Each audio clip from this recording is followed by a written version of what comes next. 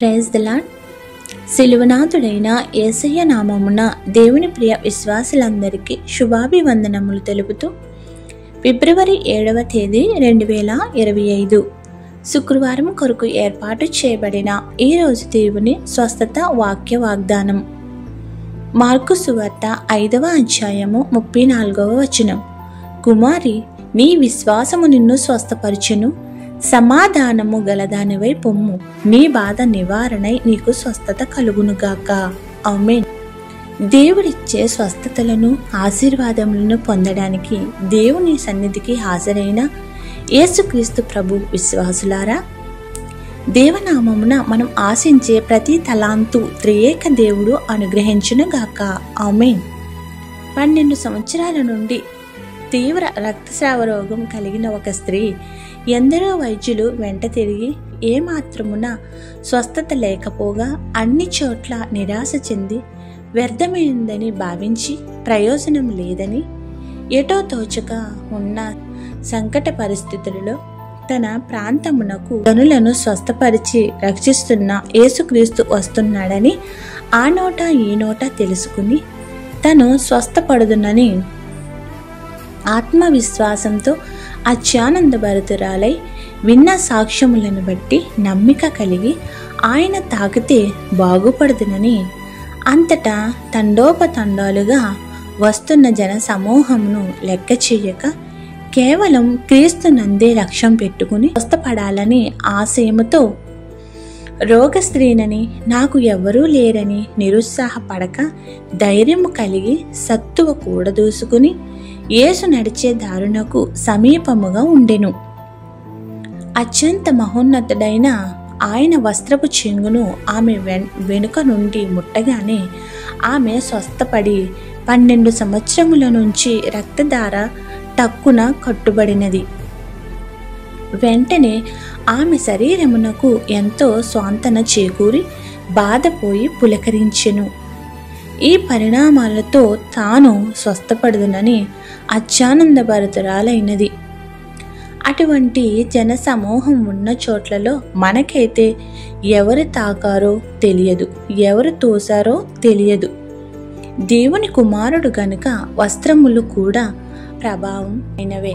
అందుకే తనలో నుండి ప్రభావం వెళ్ళిపోయినదని, దాని ద్వారా స్వస్థపడి ఎవరో రోగం పోగొట్టుకున్నారని, అక్కడే ఉన్నారని ఆయనకు తెలియవచ్చినది.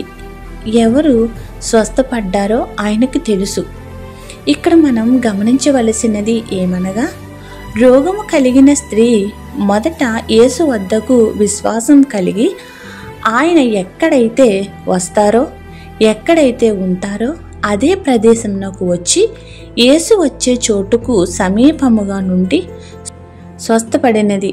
అదే విధముగా మనము కూడా విశ్వాసము కలిగి నిరీక్షణతో కూడి ఆయన ఉండే సన్నిధికి, దేవాలయమునకు, ప్రార్థనా మందిరములకు, స్వస్థతశాలలకు వెళ్ళి రోగములు, వ్యాధులు, బాధలు, శోధనలు, ఇబ్బందులు, ఇరుకులు, ఇంకేమైతే మనల్ని ఇబ్బంది పెడుతున్నాయో అన్నీ కూడా పోగొట్టుకునే గొప్ప స్థితిలోనికి వెళ్ళి సంపూర్ణమైన స్వస్థత ఆయన ఇచ్చే విజయమును పొంది మనల్ని, మన గృహములను, మనకు కలిగిన యావత్తును ఆయన ఇచ్చే ధన్యతలతో నింపుకుని సిలువనాథుడైన యేసుక్రీస్తు అనుగ్రహమును పొందుదుముగాక.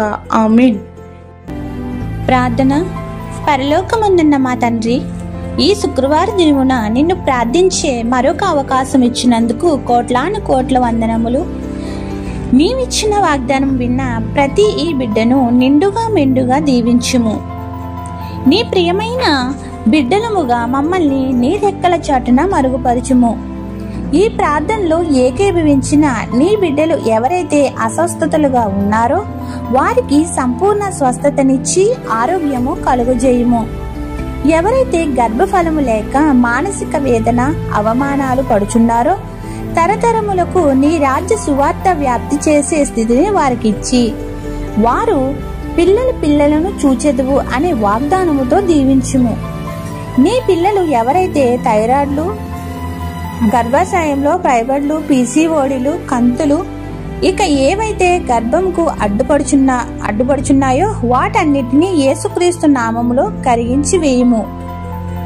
గర్భం ధరించకుండా అడ్డుపెడుతున్న మాంత్రిక శక్తులు, చేతబడులు, చెల్లంగులు, అపవాది శక్తులు, మందుల దోషములు, పాపశాపములు, చెడ్డ మాటలు, వాటి క్రియలు పరిహరింపచేసి వారిని పరమ వైద్యుడైన యేసుక్రీస్తు నామము స్వస్థపరిచి నీ నామఘనతకు సాక్షులుగా వాడుకొనుము. పిల్లల భవిష్యత్తులపై ఆందోళన చెందుతున్న వారికి ఉజ్వల భవిష్యత్తుతో నింపుము. వారిని భయభక్తులు గల వారిగా చేయుము. వివాహము కాని వారికి మంచి సంబంధాలను ఇచ్చి ఘనమైన వివాహాలను చేయుము. ఉద్యోగం లేకుండా ఉన్న నీ పిల్లలకు యేసుక్రీస్తు నామమున ఉద్యోగములు, ఉపాధి కల్పించుము. నీ బిడ్డల వ్యాపారములను, వృత్తులను అభివృద్ధి చేయుము. వారి మార్గములను పెంచుము.